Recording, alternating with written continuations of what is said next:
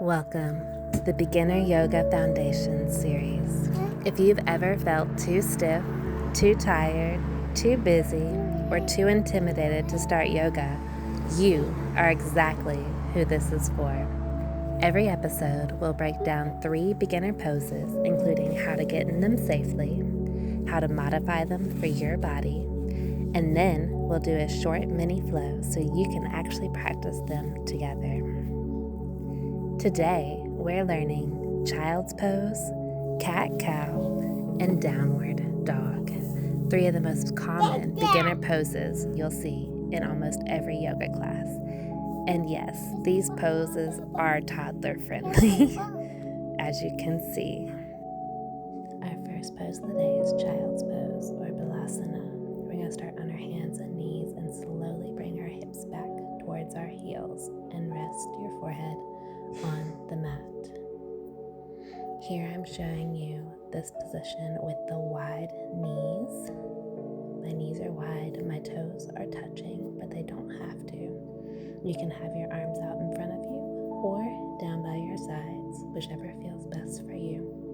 You can also prop your forehead up on a block, a blanket, a pillow, or your fists stacked on top of each other, like I'm showing you now.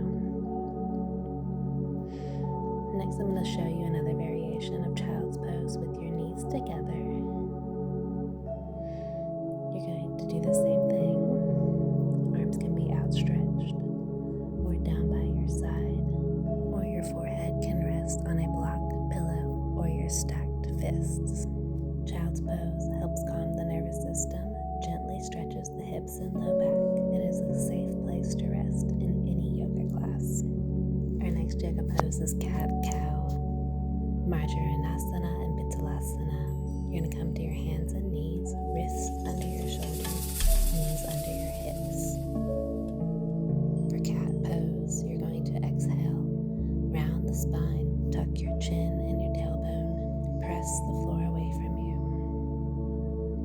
For Cow Pose, you're going to inhale, arch the spine, lift the chest and the tailbone, soften your belly. If your wrists hurt, you can walk your hands slightly forward or make fists instead. There are many benefits to cat-cow. It wakes up the spine, releases the neck and back tension.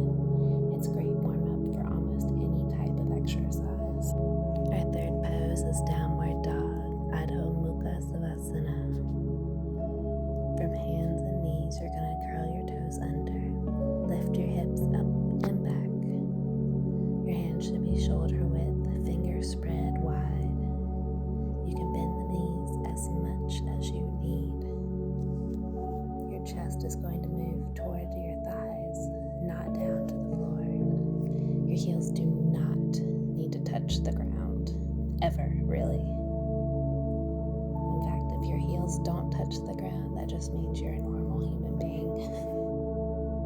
If you feel like there's too much weight in your wrist, you can bend your knees and press your hips up. If you feel like there's overarching in your back, push the mat away and try to soften your ribs. If there's straight in your shoulder, you can widen your hands slightly. Other modifications are to keep your knees bent. You could always lower to your forearms if your wrist hurt, or you can use blocks under your hands to give you a little bit more space.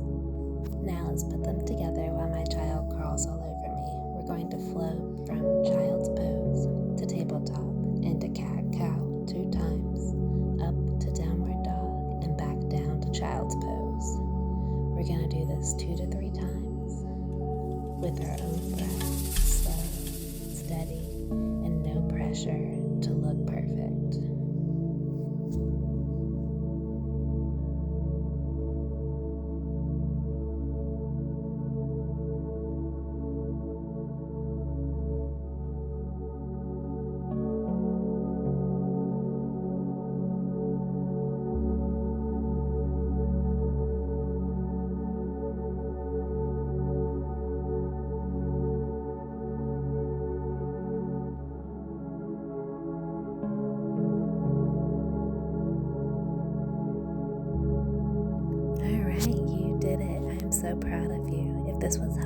hit subscribe. I'll be posting 2 beginner pose breakdowns every week, plus a beginner mobility class each weekend, so you can actually feel progress in your body.